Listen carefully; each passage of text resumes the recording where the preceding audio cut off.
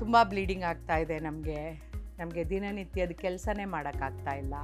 ಇವತ್ತು ಬೆಳಿಗ್ಗೆ ಅಂತೂ ಎಷ್ಟು ರಕ್ತಸ್ರಾವ ಆಯಿತು ಅಂದರೆ ನಂಗೆ ಗಾಬರಿನೇ ಆಗೋಯ್ತು, ತಲೆ ಸುತ್ತು ಬಂತು ಅಂತ ಹೇಳ್ತಾರೆ. ಇಲ್ಲದೇ ಇದ್ದರೆ ನಿಮ್ಗೊಂದು ಗಡ್ಡೆ ಇದ್ದಿರ್ಬೋದು, ಫೈಬ್ರಾಯ್ಡ್ ಇದ್ದಿರ್ಬೋದು, ಇಲ್ಲ ಎಡಿನೋಮಯೋಸಿಸ್ ಅಂದರೆ ಇಡೀ ಗರ್ಭಕೋಶ ಯೂನಿಫಾರ್ಮ್ ಆಗಿ ಎನ್ಲಾರ್ಜ್ ಆಗಿದೆ. ಖಂಡಿತವಾಗೂ ನಿಮ್ಮ ಯೂಟ್ರಸ್ ತೆಗೆಸ್ಕೋಬೇಡಿ, ಅದಕ್ಕೆ ತುಂಬ ಟ್ರೀಟ್ಮೆಂಟ್ ಇದೆ.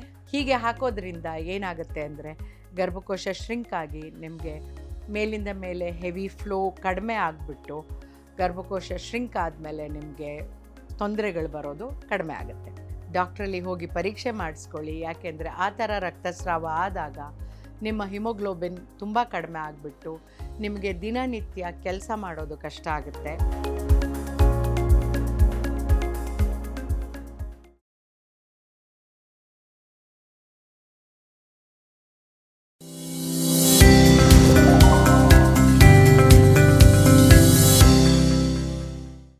ನಮಸ್ಕಾರ, ನಾನು doctor Vidya Bhat, director Radhakrishna multi speciality hospital and IVF centre.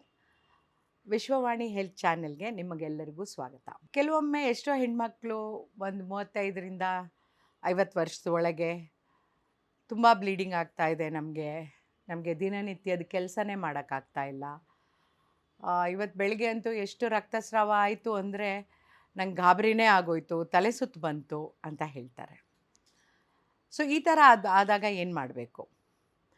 ಮೊದಲನೇದಾಗಿ ಇಮಿಡಿಯೇಟಾಗಿ ನಿಮ್ಮ ಡಾಕ್ಟ್ರನ್ನ ನೋಡಿ. ಖಂಡಿತ ಅವರು ನಿಮಗೆ ಒಂದು ಸ್ಕ್ಯಾನ್ ಮಾಡಬೇಕು ಅಂತ ಹೇಳ್ತಾರೆ, ಇಲ್ಲ ಅವರೇ ಸ್ಕ್ಯಾನ್ ಮಾಡ್ತಾರೆ. ಸ್ಕ್ಯಾನ್ ಮಾಡಿದಾಗ ನಮಗೆ ಒಂದೇ ಗರ್ಭಕೋಶದಲ್ಲಿ ಏನಾದ್ರು ಗಡ್ಡೆ ಇರುತ್ತೆ, ಇಲ್ಲ ಪಾಲಿಪ್ಪು, ಇಲ್ಲ ಗರ್ಭಕೋಶದ ಒಳಗಿನ ಲೈನಿಂಗು ಎಂಡೋಮೆಟ್ರಿಯಲ್ ಥಿಕ್ನೆಸ್ ಅಂತ ಹೇಳ್ತೀವಿ, ಅದು ತುಂಬ ಜಾಸ್ತಿ ಇರುತ್ತೆ. ಇಲ್ಲದೇ ಇದ್ದರೆ ನಿಮ್ಗೊಂದು ಗಡ್ಡೆ ಇದ್ದಿರ್ಬೋದು, ಫೈಬ್ರಾಯ್ಡ್ ಇದ್ದಿರ್ಬೋದು, ಇಲ್ಲ ಎಡಿನೋಮಯೋಸಿಸ್ ಅಂದರೆ ಇಡೀ ಗರ್ಭಕೋಶ ಯೂನಿಫಾರ್ಮ್ ಆಗಿ ಎನ್ಲಾರ್ಜ್ ಆಗಿರುತ್ತೆ. ಸೊ ಈ ಥರ ಒಂದು ಕೆಲವು ಮಿಕ್ಸ್ಡ್ ಡಯಾಗ್ನೋಸಿಸ್ ಬರುತ್ತೆ. ಒಂದೇ ಎಡಿನೋಮಯೋಸಿಸ್ಸು, ಇಲ್ಲ ಫೈಬ್ರಾಯ್ಡು, ಇಲ್ಲ ಥಿಕ್ ಎಂಡೋಮೆಟ್ರಿಯಮ್ಮು, ಇಲ್ಲ ಸಬ್ಮ್ಯೂಕಸ್ ಮಯೋಮಾ ಅಂದರೆ ಗರ್ಭಕೋಶದ ಒಳಗೆ ಒಂದು ಗಡ್ಡೆ, ಇಲ್ಲ ಒಳಗಿನ ಎಂಡೋಮೆಟ್ರಿಯಮ್ ಥಿಕ್ ಇರೋದು. ಸೊ ಈ ಥರ ಬಂದಾಗ ಏನು ಮಾಡಬೇಕು? ಆಪ್ರೇಷನ್ ಮಾಡಿಸ್ಕೋಬೇಕಾ, ಯೂಟ್ರಸ್ ತೆಗೆಸ್ಕೋಬೇಕಾ ಅನ್ನೋದು ಒಂದು ಗಾಬರಿ ಎಲ್ಲರಿಗೂ ಬರುತ್ತೆ. ಅಯ್ಯೋ, ಇಷ್ಟು ಚಿಕ್ಕ ವಯಸ್ಸಿನಲ್ಲಿ ನನಗೆ ಯೂಟ್ರಸ್ ತೆಗೆಸ್ಕೊಂಡ್ಬಿಟ್ರೆ ನಾವೇನು ಮಾಡೋದು ಅಂತ. ಖಂಡಿತವಾಗೂ ನಿಮ್ಮ ಯೂಟ್ರಸ್ ತೆಗೆಸ್ಕೋಬೇಡಿ, ಅದಕ್ಕೆ ತುಂಬ ಟ್ರೀಟ್ಮೆಂಟ್ ಇದೆ. ಅಕಸ್ಮಾತ್ ಗಡ್ಡೆ ಇದ್ದರೆ ಆ ಗಡ್ಡೆನ ತೆಗಿತೀವಿ. 45 ವರ್ಷದ ಒಳಗೆ ನೀವಿದ್ದು ಗಡ್ಡೆ ಇದೆ ಅಂತಂದರೆ ಗಡ್ಡೆನ ತೆಕ್ಕೊಡ್ತೀವಿ. ಪಾಲಿಪ್ ಇದ್ದರೆ ಪಾಲಿಪ್ ತೆಗೆದು ಮೆರಿನಾ ಅನ್ನೋ ಒಂದು ಕಾಪರ್ ಟೀನ ಒಳಗಿಡ್ತೀವಿ. ತುಂಬ ತಿಕ್ಕಿದ್ರೆ ಎಂಡೋಮೆಟ್ರಿಯಮ್ಮು, ಅದನ್ನು ನಾವು ತೆಗೆದುಬಿಟ್ಟು ಹಿಸ್ಟ್ರೋಸ್ಕೋಪಿ ಮಾಡಿ ತೆಗೆದು ಅದನ್ನು ಪರೀಕ್ಷೆಗೆ ಕಳಿಸ್ತೀವಿ. ಅದರ ಪರೀಕ್ಷೆ ರಿಪೋರ್ಟ್ ನೋಡಿಕೊಂಡು ಅದಕ್ಕೆ ಸೂಕ್ತವಾದ ಮೆಡಿಕಲ್ ಥೆರಪಿ ಅಂದರೆ ಪ್ರೊಜೆಸ್ಟ್ರೋನ್ಸ್ ಟ್ಯಾಬ್ಲೆಟ್ಸ್ ಕೊಡ್ತೀವಿ. ಇಲ್ಲದ್ರೆ ಕೆಲವು ಸರಿ ಏನಾಗುತ್ತೆ, ನಿಮಗೆ ಕಾಂಬಿನೇಷನ್ ಪಿಲ್ ಕೊಡಬೇಕಾಗತ್ತೆ. ಇಲ್ಲ ಎಡಿನೋಮಯೋಸಿಸ್ ಇದೆ ಅಂದರೆ ಗರ್ಭಕೋಶ ದಪ್ಪ ಇದೆ, ಒಳಗೂ ತೊಂದರೆ ಇದೆ. ಹೀಗೆ ಬಂದಾಗ ನಾವು ಎಡಿನೋಮಯೋಸಿಸ್ಗೆ ನಿಮಗೆ ಮೆರಿನಾ ಅಂತ ಒಂದು ಕಾಪರ್ ಟೀ ಹಾಕೋಕ್ಕೆ ಮುಂಚೆ ಒಂದು 3 months ಟ್ಯಾಬ್ಲೆಟ್ಸ್ ಕೊಟ್ಬಿಟ್ಟು ಆಮೇಲೆ ಕಾಪರ್ ಟೀ ಆ ಮೆರಿನಾ ಅನ್ನೋ ಕಾಪರ್ ಟೀ ಹಾಕ್ತೀವಿ ಒಳಗಡೆ.